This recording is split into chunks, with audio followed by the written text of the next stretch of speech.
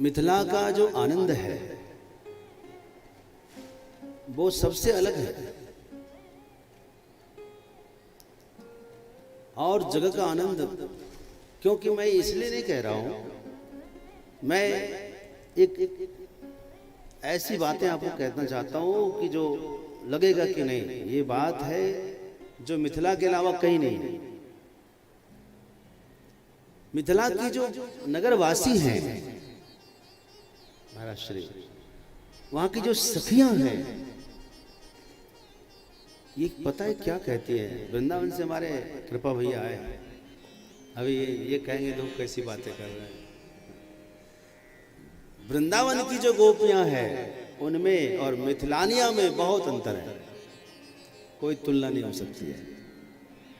ठीक है, हम उनको भी प्रणाम करते हैं, क्योंकि हम तो भाई हम इन सबके चरण धूल बराबर भी नहीं है।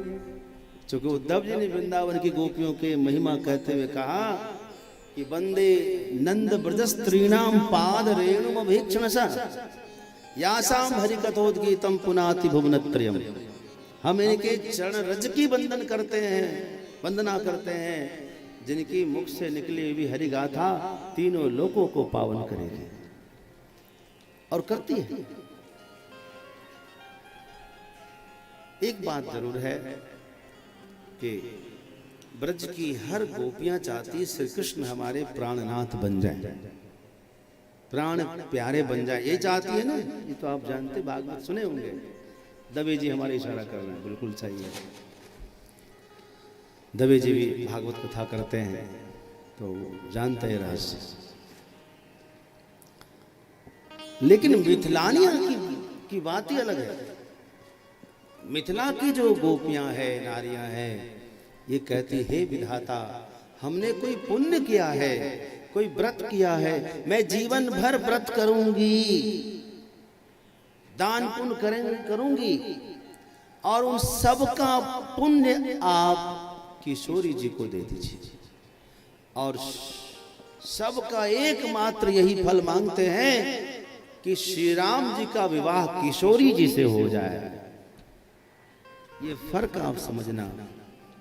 ऐसे ही इसको विदेह नगर नहीं कहा, ज्ञानियों की नगरी नहीं कहा।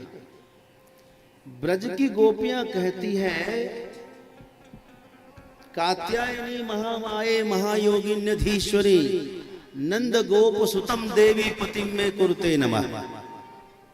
हे माता कात्यायनी चंडी देवी, हम आपकी पूजा करते हैं, आरती दीप दिखाते हैं, जलाते हैं, और यही मांगते हैं कि नंद गोप, नंद राय की जो पुत्र हैं वे हमारे पति बन जाए। क्या बात है भाई! ये श्री कृष्ण को अपने लिए पाना चाहती हैं, लेकिन मिथिला की नारियां श्री राम को अपने लिए नहीं, किशोरी जी के लिए पाना चाहते हैं। इसी से आप फर्क समझ लेना, कितना फर्क है। यही फर्क है ना स्वामी जी, बहुत बड़ा फर्क है। इससे बड़ा फर्क क्या हो सकता है? जहां स्वार्थ का कोई भाव है ही नहीं, स्वार्थ का भाव।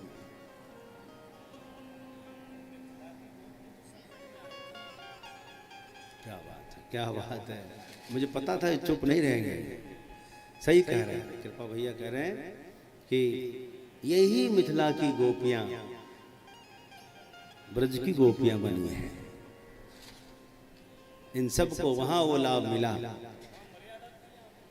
हाँ, चूंकि यहाँ तो मर्यादा अवतार है, लेकिन किसी ने मिथिला वासियों से कहा नहीं था कि आप ऐसा करिए, किसी ने मना तो नहीं किया था, और सब जानते थे।